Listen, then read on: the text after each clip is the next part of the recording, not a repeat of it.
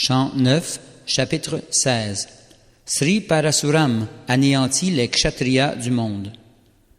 Sukadev Goswami dit: Mon cher Maharaj Parikshit, fils de la dynastie Kuru, lorsque son père lui donna cet ordre, Sri Parashuram acquiesça sur le champ en disant qu'il en soit ainsi.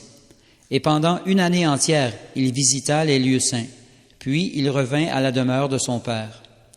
Un jour, alors que Renuka, l'épouse de Jamadagni, était allée chercher de l'eau sur les bords du Gange, elle vit le roi des Gandharvas paré d'une guirlande de fleurs de lotus qui s'ébattait dans le Gange avec des apsaras, des courtisanes des planètes édéniques. Elle était allée chercher de l'eau au Gange, mais quand elle vit Chitrarata, le roi des Gandharvas, se divertissant en compagnie des nymphes célestes, elle éprouva quelque attrait pour lui et oublia l'heure du sacrifice du feu. Plus tard, comprenant que le temps propice à l'offrande du sacrifice était passé, Renuka se mit à craindre une malédiction de la part de son époux. Aussi, lorsqu'elle revint, elle posa simplement la jarre d'eau devant lui et se tint debout, les mains jointes. Le grand sage Jamadagni lut l'adultère dans l'esprit de sa femme. Il entra alors dans une vive colère et dit à ses fils: « Mes chers fils, tuez cette femme pécheresse. » Mais les fils n'exécutèrent pas son ordre. Jamadagni ordonna alors à son plus jeune fils, Parasuram, de tuer ses frères qui avaient désobéi à son ordre et sa mère qui avait mentalement commis l'adultère. Sri Parashuram, conscient de la puissance de son père qui était passé maître dans l'art de l'austérité et de la méditation, tua aussitôt sa mère et ses frères. Jamadagni, le fils de Satyabhati, fut très content de Parashuram et lui demanda de choisir une bénédiction. Sri Parashuram répondit: « Puisses-tu faire revivre ma mère et mes frères sans qu'ils se souviennent d'avoir été tués par moi? Voici la bénédiction que je demande. » Peu après, donc, grâce à la bénédiction de Jamadagni, la mère et les frères de Sri Parashuram furent ramenés à la vie, débordant de joie, comme s'ils se réveillaient d'un profond sommeil. Sri Parashuram les avait tués sur l'ordre de son père parce qu'il était pleinement conscient de la puissance de celui-ci, de ses austérités et de son savoir. Cher roi Parikshit, les fils de Kartavirya Arjuna, vaincus par la puissance supérieure de Parashuram, ne connaissaient jamais le bonheur car ils se rappelaient toujours le meurtre de leur père. Lorsqu'un jour Parashuram, accompagné de Vasuman et de ses autres frères, quitta l'ashram pour se rendre dans la forêt, les fils de Kartavirya Arjuna saisirent l'occasion pour se rapprocher de la demeure de Jamadagni afin de satisfaire leur soif de vengeance. Les fils de Kartavirya Arjuna étaient résolus à commettre des actes pécheurs. Aussi, quand ils virent Jamadagni assis près du feu et s'apprêtant à accomplir le yagya en méditant sur Dieu, la personne suprême, qu'on glorifie par les plus belles prières choisies, ils en profitèrent pour le tuer. Avec des prières pitoyables, Renuka, la mère de Parashuram et l'épouse de Jamadagni, supplia les fils de Kartavirya Arjuna d'épargner son mari. Mais ceux-ci, étant dénués des qualités propres aux kshatriyas, se montrèrent si cruels que, malgré ses suppliques, ils tranchèrent quand même la tête de Jamadagni et l'emportèrent. Pleurant de douleur la mort de son époux, se frappant le corps de ses mains, la plus chaste des femmes, Renuka, s'écria: « Ô Rama, mon cher fils, Rama !» Dès qu'ils entendirent l'appel retentissant de Renuka, les fils de Jamadagni, dont Parashuram, pourtant très loin du foyer, revinrent en toute hâte à l'ashram où ils découvrirent leur père qui venait d'être assassiné. Bouleversés par le chagrin, la colère, l'indignation, la tristesse et la désolation, les fils de Jamadagni s'écrièrent: « Ô Père, toi le plus religieux et le plus saint de tous, tu nous as quittés pour te rendre sur les planètes édéniques. » Se lamentant de la sorte, Sri Parashuram confia à ses frères le corps de son père et empoigna sa hache, bien décidé à effacer tous les kshatriyas de la surface de la terre. Ô roi Parikshit, Sri Parashuram partit alors pour la cité de Mahishmati, qui était déjà condamnée du fait du meurtre abominable d'un brahmana. Il fit, au beau milieu de cette ville, une montagne des têtes tranchées des fils de Kartavirya Arjuna.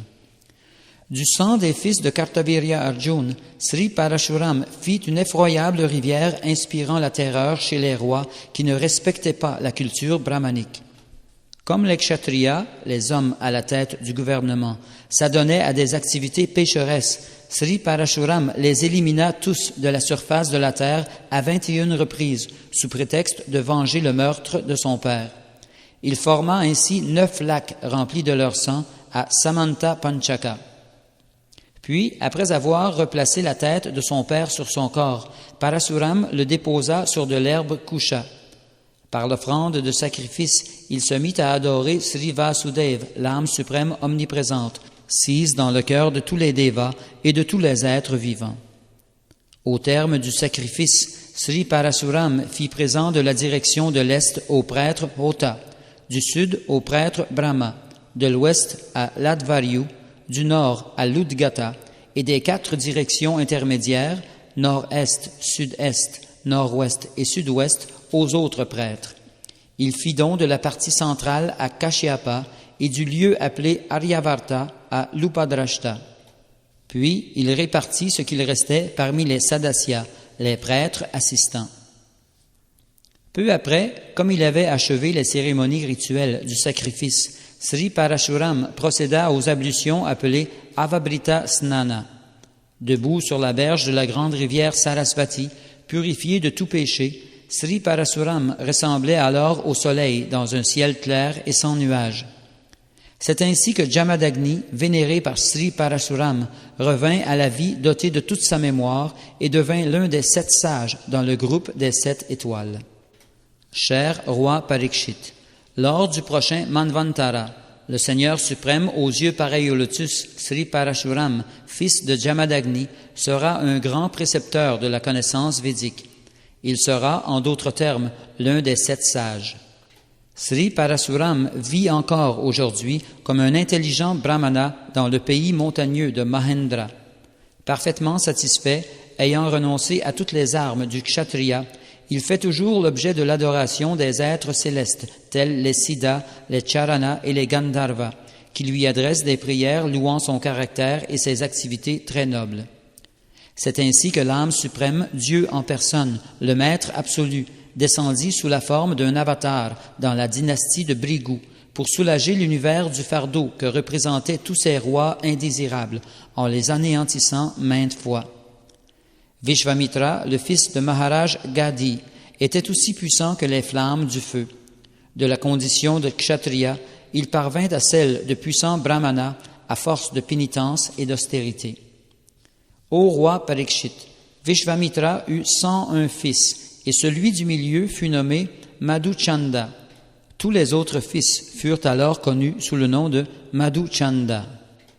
Vishvamitra reconnut le fils d'Ajigartha, Shunasepa, né dans la dynastie Bhrigu et également connu sous le nom de Devarata, comme l'un de ses propres fils. Il ordonna donc à tous ses autres fils d'accepter Shunasepa comme leur frère aîné. Le père de Shunasepa vendit son fils pour qu'il soit sacrifié en tant qu'homme animal lors du yagya du roi Harishchandra. Lorsqu'on l'amena dans l'arène sacrificielle, Shunasepa pria les devas de le délivrer et retrouva, grâce à eux, sa liberté. Bien que né dans la dynastie Bhargava, Shunasepa était extrêmement avancé dans la vie spirituelle. Les devas concernés par le sacrifice le protégèrent donc. Il fut par conséquent célébré comme le descendant de Gadi, appelé Devarata. Lorsque leur père leur demanda d'accepter Shunasepa comme leur frère aîné, les 50 fils aînés de Vishvamitra, les Madhuchanda, refusèrent. C'est alors que Vishvamitra courroucé les maudit. « Puissiez-vous tous, mauvais fils, devenir des mlecchas, dit-il, puisque vous vous opposez aux principes de la culture védique. » Quand les aînés des Madhuchanda furent maudits, les 50 cadets et Madhuchanda lui-même vinrent trouver leur père et acceptèrent sa proposition. « Cher père, dirent-ils, nous ferons comme tu l'entends. » Ainsi, les plus jeunes des Madhuchanda acceptèrent-ils Shunasepa comme leur frère aîné et lui dirent « Nous suivrons tes ordres. » Alors Vishvamitra dit à ses fils obéissants « Puisque vous avez accepté Shunasepa comme votre frère aîné, me voici très satisfait. En vous soumettant à mon ordre, vous avez fait de moi le père de dignes fils, et je vous donne en conséquence la bénédiction d'avoir vous aussi des fils. » Vishvamitra dit « Ô Kushika, descendant de Kaushika, ce Devarata est mon fils ainsi que l'un des vôtres. Je vous prie de lui obéir. Ô roi Parikshit, Vishvamitra eut de nombreux autres fils, comme Ashtaka, Harita, Jaya et Kratuman. Vishvamitra maudit certains de ses fils, bénit les autres et adopta également un fils. Ainsi, la dynastie Kaushika se diversifia-t-elle, mais de tous les fils, ce fut Devarata qu'on considéra comme l'aîné.